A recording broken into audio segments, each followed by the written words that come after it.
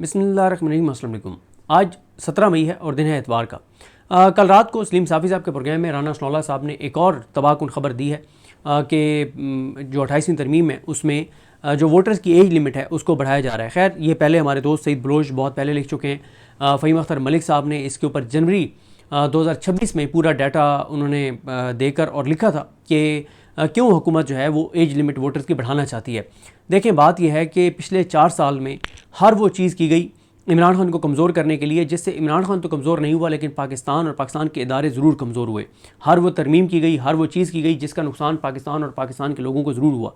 और कभी कभी मैं सोचता हूँ कि हुकूमत जो है वो एक के बाद एक ऐसा इकदाम करती है और उसको लगता है कि अब हम जो करने जा रहे हैं इसके बाद तो पाकिस्तान के लोग खड़े हो जाएंगे, लेकिन पाकिस्तान के लोग खड़े नहीं होते।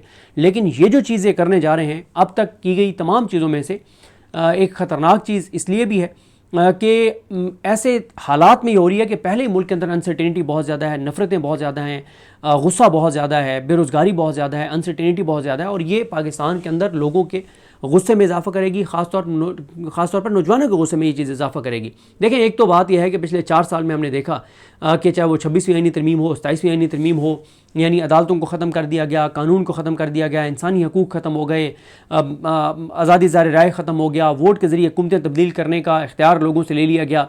देखें, हमने हमेशा दहशत गर्दों पर तनकीद की, हमेशा दहशत गर्दों की मुखालफत की, यहाँ तक कहा और कहते हैं और मानते हैं, दिल से ही मानते हैं कि बेगुनाहों को कत्ल करने वाले, बेगुनाहों को शहीद करने वाले जो हैं ये जहन्नमी कुत्ते हैं जो बेगुनाहों की जान लेते हैं। यानी इस हद तक हमारा मौक़िफ़ क्लियर है दहशतगर्दों के बारे में।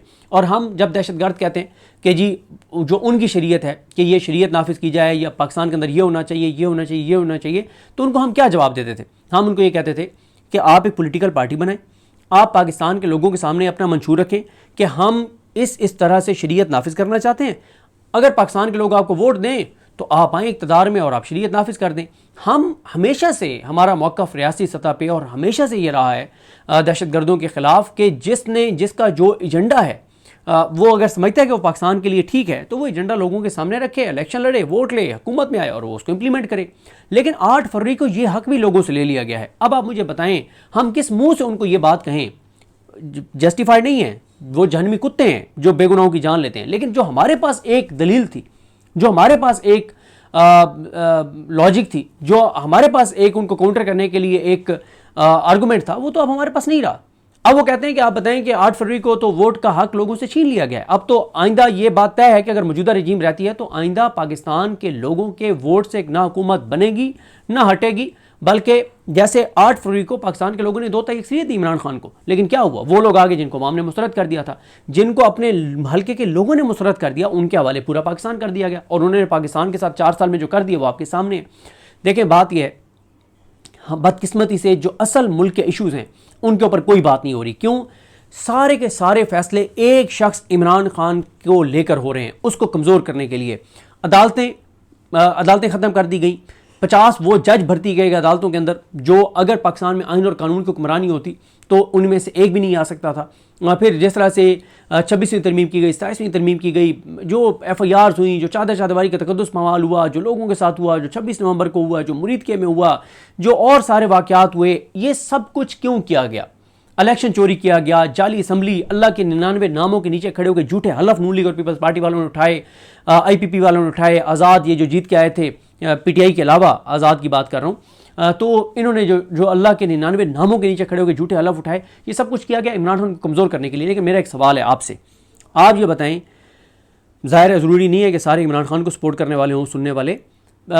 चलें, आप इस बात को छोड़ दें कि आप PTI को सपोर्ट करते हैं, मुखालफत करते हैं। इंडिपेंडेंट तौर पर आप ये बता दें, अल्लाह को हाजिर नाज़िर जान के बता दें कि पिछले 4 साल में जो कुछ इमरान खान के ख़िलाफ़ किया गया उसके बाद इमरान खान की पॉपुलैरिटी में इजाफा हुआ या कमी हुई है? जवाब यही होगा आपका यकीनन कि बहुत ज़्यादा इजाफा हुआ इमरान खान की पॉपुलैरिटी में। उसको और ज़्यादा अल्लाह ने इज़्ज़त दिया। क्यों? इज़्ज़त और ज़िल्लत अल्लाह ताला के हाथ में, ज़िंदगी और मौत अल्लाह के हाथ में, रिज़्क अल्लाह के हाथ में। इज़्ज़त और ज़िल्लत जब अल्लाह के हाथ में है तो हम देख रहे हैं अल्लाह की कुदरत का नज़ारा कि जिनके पास इक़्तिदार है, जिनको ओहदों पर बिठाया गया है, जिन्होंने अरबों खरबों रुपए खर्च कर दिए मीडिया के ऊपर, सोशल मीडिया के ऊपर। मरियम नवाज़ के हवाले से अनवर सुमरा साहब की खबर है, 2 साल में 14 अरब रुपए यानी 1400 करोड़ रुपए खर्च कर दिया एडवर्टाइजमेंट के ऊपर। कहाँ है उनकी इज्जत? आपको नज़र नहीं आ रहा कि उनकी कितनी इज्जत है? तो बात यह है कि इज्जत और जिल्लत अल्लाह के हाथ में है। 4 साल में पाकिस्तान कमज़ोर हो गया, पाकिस्तान के दायरे कमज़ोर हो गए, लोग करोड़ों बेरोज़गार हो गए, गुर्बत का शिकार हो गए, अनसर्टेनिटी हो गई। हर दूसरा पाकिस्तानी कहता है कि हमें कहीं अपॉर्चुनिटी मिले हम जाएं, क्योंकि यहाँ तो रोज़गार के मौके नहीं है। ये सब कुछ हो गया। इमरान खान की पॉपुलैरिटी बढ़ी है, कम नहीं हुई। लोगों की मोहब्बत उसके लिए बढ़ी है, कम नहीं हुई। फिर एक और चीज़ है, अच्छा, जो मैं आपको अर्ज़ कर रहा था कि जो असल पाकिस्तान के हकीकी इशूज़ हैं, 2.5 करोड़ बच्चा स्कूल से बाहर है, कोई इसके ऊपर काम नहीं हो रहा। एक्सपोर्ट्स गिर रही हैं, कोई इसके ऊपर काम नहीं हो रहा। दहशत गर्दी इतनी ज़्यादा बढ़ रही है, वो हमारा मैटर ऑफ कंसर्न होना चाहिए। मंशात इतनी ज़्यादा, हर तालीमी इदारे के अंदर मंशात फ़रोख्त हो रही है, इसके ऊपर कोई फोकस नहीं है। माहौलियाती आलूदगी, माहौलियाती दहशत गर्दी से हर साल पाकिस्तान के अंदर लाखों लोग जानों से जा रहे हैं, कोई इसके ऊपर फोकस नहीं है। ज़राअत तबाह हो रही है, कोई फोकस नहीं है। सरमायाकारी नहीं आ रही, कोई फोकस नहीं है। कानून की हुक्मरानी नहीं है, मतलब अदालतों के साथ जो कुछ हुआ है, इखलाकी तरबियत नहीं है, मतलब बहुत ज़्यादा इशूज़ हैं, बहुत ज़्यादा इशूज़ हैं पाकिस्तान के अंदर जो हकीकी इशूज़ हैं। दुनिया के अंदर जो टॉप 10 वो बीमारियां जिनसे सबसे ज़्यादा अमवात होती हैं, उनमें से हर एक में टॉप 5 में पाकिस्तान है। दुनिया में जिन 10 बड़ी बीमारियों से सबसे ज़्यादा अमवात होती हैं, उनमें से हर बीमारी में अमवात में पाकिस्तान टॉप 5 में। आप पोलियो देख लें, अभी आप एड्स देख लें, यानी मैं बात पैसे ओवरऑल कर रहा हूँ कि मुख्तलिफ बीमारियाँ जो दुनिया भर में जिनके हवाले से बड़ा, हेपेटाइटिस आप देख लें, शुगर आप देख लें, मतलब जितनी बीमारियाँ आप देख लें दुनिया भर में जिनसे सबसे ज़्यादा बात होती हैं, सबसे टॉप पे पाकिस्तान है। कुछ बीमारियों में तो नंबर 1 के ऊपर है पाकिस्तान। ये वो चीज़ें हैं जिसके ऊपर काम होना चाहिए। और फोकस क्या है? इमरान खान का रास्ता रोकना है, अदलिया को ख़त्म कर दो। इमरान खान का रास्ता रोकना है, मीडिया का गला घोंट दो। इमरान खान का रास्ता रोकना है, सोशल मीडिया का गला घोंट दो। इमरान खान का रास्ता रोकना है, आवाम से वोट का हक छीन लो। मतलब ये चीज़ें पाकिस्तान के लिए लॉन्ग टर्म बहुत नुकसानदेह हैं। शॉर्ट टर्म तो आप चीज़ों को चला रहे हैं, लेकिन लॉन्ग टर्म ये चीज़ें पाकिस्तान के लिए बहुत नुकसानदेह हैं। अब आप देखें, 2 मफरूज़े थे मुस्लिम लीग नून के बारे में, ये जो अभी ये कर रहे हैं कि जी 25 साल की एज लिमिट कर दें वोट डालने के लिए। 2 मफरूज़े थे मुस्लिम लीग नून के बारे में। एक ये था कि जनाब जो बड़ी उम्र के बुजुर्ग हैं ना, वो नून लीग को वोट देते हैं।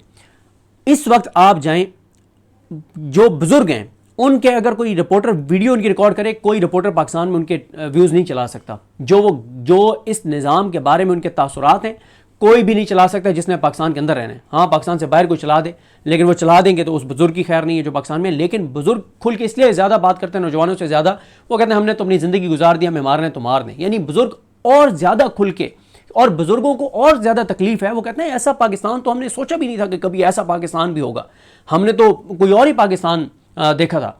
और फिर उनके सामने दरमियान में 30-40 साल में मुल्क की तबाही और बर्बादी किसने फेरी, और अब फिर 4 साल में क्या हुआ है। तो बुजुर्ग तो और ज़्यादा लीथल हैं इस मामले में।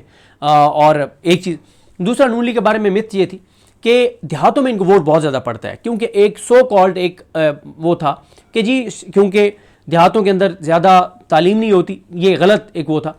तो इसलिए जब तालीम जहाँ पे नहीं है तो वहाँ पे नून लीग को वोट पड़ता है। और खुद नून लीग वाले भी कहते थे कि देही इलाकों से तो हम जीतते हैं।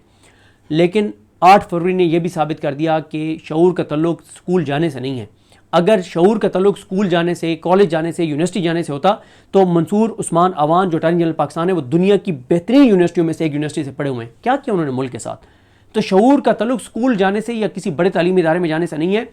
देहातों में, शहरों से ज़्यादा इमरान खान को वोट पड़ा है, तो वो भी इनकी गलत होगी। अब ये कह रहे हैं कि जी 25 साल एज लिमिट कर देंगे। इस पे हमारे दोस्त फ़हीम अख्तर मलिक साहब ने लिखा हुआ था 2 करोड़ 47 लाख वोट माइनस हो जाएगा।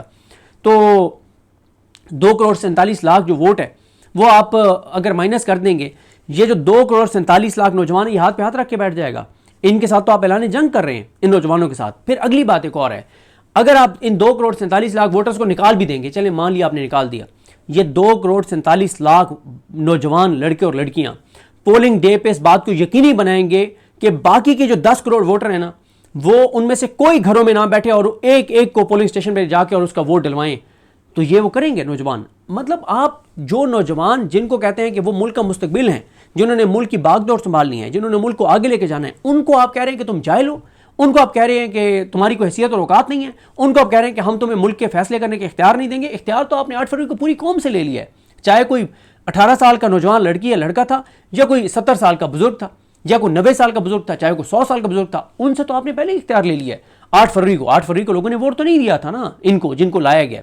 लेकिन ये चीज़ जनजी से डरे हुए और उसके लिए ये सारे कर रहे हैं। और भाई फॉर्म 47 को के होते हुए आप ये क्यों कर रहे हैं? ये सिर्फ और सिर्फ नौजवानों के अंदर एक नफरत पैदा करने के लिए, इश्तियाल पैदा करने के लिए, उनको मुश्तिल करने के लिए, उनके अंदर नफरत की आग को भड़काने के लिए, सारा कुछ और तो कुछ नहीं है। तो बाकी बात यह है कि आज जो बच्चा 12 साल की उम्र का है ना, वो 90 साल जिए, वो 100 साल जिए, वो अपनी ज़िंदगी में नून लीग और पीपल्स पार्टी को वोट नहीं देगा, क्योंकि पिछले 4 साल में 8 साल का वो था जब ये चीज़ें शुरू हुई। आज वो 12 साल का है, उसने 4-5 साल में देख लिया कि पाकिस्तान के साथ क्या किया गया पिछले 4 साल में। तो वो बच्चा तो अपनी ज़िंदगी में नहीं, जिसकी रगों में दौड़ने वाले खून में 33% पाकिस्तान की मोहब्बत है ना, 33%, वो होता था ना कि 33 नंबरों वाला पास होता है, 33% भी जिसके रगों में दौड़ने वाले खून के अंदर पाकिस्तान की मोहब्बत है, वो नून लीग और पीपल्स पार्टी को वोट नहीं दे सकता। उसको पता है कि इन्होंने 4 साल में क्या किया, और अपनी ज़ात और अपनी मफाद, अपने इक़्तिदार, अपनी करप्शन और अपनी लूट मार के लिए इन्होंने मुल्क के साथ ये सारा कुछ किया गया। देखें, मैं आपको बताऊँ, मैंने देही इलाकों का जिक्र किया। मैं एक दिन, मेरी बात हो रही थी सलमान अकरम राजा साहब से, मैं उन्हें बता रहा था कि मैं एक ये कसूर और ओकाड़ा का के बॉर्डर के ऊपर एक गांव है, मेरे ख्याल वैसे वो ओकाड़ा में आता है, फतेहाना। हमारे दोस्त हैं अमजद जट साहब, बड़े मेहरबान हैं, मेरे तो बड़े एहसानात हैं उनके मेरे ऊपर। अमजद जट साहब अब वो यूके होते हैं, मेरे ख्याल शायद अभी वो पुर्तगाल जा रहे हैं। तो अमजद जट साहब का वो गाँव है, उनके गाँव में गया, वहाँ नौजवानों से मिला। मैंने सलमान अकरम राजा साहब को कहा कि डॉक्यूमेंट्रीज़ बनेगी, इस पर थीसिस लिखे जाएंगे, इसके ऊपर रिसर्च पेपर्स लिखे जाएंगे कि छोटे छोटे देहातों के अंदर 8 फरवरी से पहले नौजवानों ने कैंपेन कैसे की थी। वो जब मैंने उनकी कहानी सुनी, जो उन्होंने बताया कि हमने कैसे 8 फरवरी से पहले कैंपेन की थी, तो मैं कहता हूँ वो इतनी कमाल कहानी थी, इतनी कमाल। मैंने कहा ऐसी कहानियाँ तो हज़ारों देहातों की होंगी, ऐसी कहानियाँ तो लाखों नौजवानों की होंगी, जिन्होंने अपने मुल्क की खातिर, अपने मुस्तकबिल की खातिर, अपने वतन की खातिर, अपने आने वाली नस्लों की खातिर उन्होंने तमाम खतरात मोल लिए, जान हथेली पर रख के, और उन्होंने कैंपेन की। और कैसे कैंपेन की, ये बड़े ज़बरदस्त वाक़यात हैं, और इस पर अभी तो नहीं हो सकता। अभी तो जो इस तरह के इंटरव्यूज़ करेगा वो भी गायब हो जाएगा, और जो इंटरव्यू देने वाले होंगे वो भी गायब हो जाएंगे। तो जब हालात बदलेंगे, और जल्द बदलेंगे इंशाल्लाह, तो फिर इस तरह की ये डॉक्यूमेंट्रीज़ बनेगी, इसके ऊपर पूरी डॉक्यूमेंट्रीज़ बनेंगी, और लोग हैरान रह जाएंगे पूरी दुनिया में देख के कि पाकिस्तान के अंदर 8 फरवरी से पहले कैसे ये सब कुछ जो है वो हुआ था। तो बहरहाल इस पर अभी 4-5 लोगों के मौका भी आपके सामने रख देता हूँ। अच्छा, एक तो डॉक्टर असलान खालिद साहब का मैं देख रहा था, उन्होंने कहा कि सिर्फ यूएई है जहाँ पे एज लिमिट 25 साल है, बाकी तो पूरी दुनिया में 16 साल 18 साल है। हारून रशीद साहब से मेरी बात हो रही थी, वो भी बता रहे थे, ईरान का बता रहे थे, मेरे ख्याल 15 साल, जो 16 साल बता रहे थे, वहाँ पे वोटर के लिए एज लिमिट है। अच्छा, माजिद निज़ामी साहब कहते हैं कि आर्मी में सेकंड लेफ्टिनेंट बनना है तो उम्र 17 साल, CSS करके ब्राउन साहिब बनना है तो उम्र 21 साल, ग्रेड 17 में लेक्चरर बनकर पढ़ाना है तो उम्र 21 साल, सिविल जज बन के फैसले सुनाने हैं तो उम्र 22 साल, लेकिन वोट डालने की उम्र 25 साल होनी चाहिए। क्या वाकई फैसला साजों की अकल घास चरने जा रही है? मुस्तफा नवाज खोकर साहब कहते हैं कि बजाय इसके कि नौजवानों में अपनी सियासत मकबूल बनाएं, खौफ की मारी हुकूमत ने एक और झक मारने का फैसला कर लिया है। अगर एक नौजवान 18 साल की उम्र में कानूनी तौर पर मुआहदा करने का अहल है, फौज में भर्ती होकर मुल्क की खातिर लड़ने का अहल है, तो अपने हुक्मरान चुनने के लिए अहल क्यों नहीं है? जफर नकवी साहब कहते हैं फिर तो सदर पाकिस्तान बनने के लिए कम अज़ कम उम्र की हद 45 साल है, फिर वोटर की उम्र भी 45 साल करें। सीधी बात के एतराफ़ की जुर्रत करें कि एक बंदे ने जेल में बैठ कर भी तुम्हारी सियासत का कचूमर निकाल दिया है। हद है वैसे आमरीत की, मुनाफकत की। कई मुल्क वोटर्स की उम्र 16 साल करने पर सोच रहे हैं, और हम इमरान खान के खौफ से 25 साल करने पर तुले हैं, क्योंकि ज़्यादा से ज़्यादा यूथ को काटना है। नून लीग तबाशुद, ख़त्म शुद, बात ख़त्म। समीना पाशा कहती हैं कि कैदी का खौफ इनसे क्या क्या करवाएगा, ये करके फिर जीत लेंगे आप इलेक्शन, फिर भी फॉर्म 47 ही बनाना पड़ेगा। सिकंदर सुल्तान राजा को आब हयात पिला दें। बिल्कुल ठीक कह रही हैं। वैसे एक बात मैं बता दूं समीना पाशा साहबा से माजरत के साथ, सिकंदर सुल्तान राजा जैसे कई और किरदार पाकिस्तान के अंदर मौजूद हैं, जो अपना जिस्म, अपना ज़मीर, अपना सब कुछ इस निज़ाम के हवाले करने के लिए तैयार हैं मफादात की खातिर। तो कई सिकंदर सुल्तान राजा, कई काजी फाइज़ ईसा, और भाई अदलिया के अंदर काजी फाइज़ ईसा गया, उसके बाद काजी फाइज़ ईसा से बड़े आ गए हैं जो इस वक्त बैठे हुए हैं। आखिर में जी फवाद चौधरी साहब कहते हैं कि कोई भी जी शऊर सियासी जमात मुल्क के नौजवानों को इस तरह अपने खिलाफ नहीं करेगी जिस तरह नून लीग और पीपल्स पार्टी कर रहे हैं। पाकिस्तान की खुशकिस्मती है कि बिलाखिर शरीफ और जरदारी मुकम्मल सियासी एलिमिनेशन की तरफ जा रहे हैं, और पाकिस्तान को जरदारी और शरीफ खानदान की सियासत से आगे बढ़ने का मौका मिलेगा। इस्टेब्लिशमेंट को जितना अरसा इन दोनों ने बेवकूफ़ बनाकर हुकूमत की है, कोई और नहीं कर सका।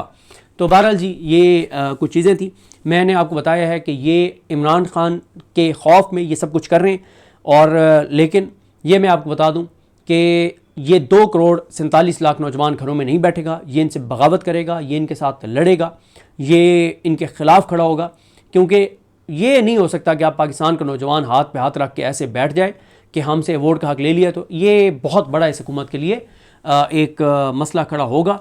और जैसे मैंने पहली वीडियो में भी एक में जिक्र किया था कि हारून रशीद साहब ये कह रहे थे कि इस वक्त जो वो देख रहे हैं पाकिस्तान के लोगों की सूरत हाल, तो पहली बार वो कहते हैं कि मुझे ये लग रहा है कि पाकिस्तान के लोग मज़ामत के लिए निकल सकते हैं। जो एक पंजाब में ख़ास तौर पे जो एक तारीख है ना कि कभी ये मज़ामत के लिए खड़े नहीं होते, लेकिन वो कह रहे हैं कि अब ये मज़ामत के लिए खड़े हो सकते हैं। सूरत हाल उसी तरफ जा रही है। मुझे अपनी दुआ में याद रखें। अल्लाह हम सबका हामी नासर हो। अल्लाह हाफ़िज़।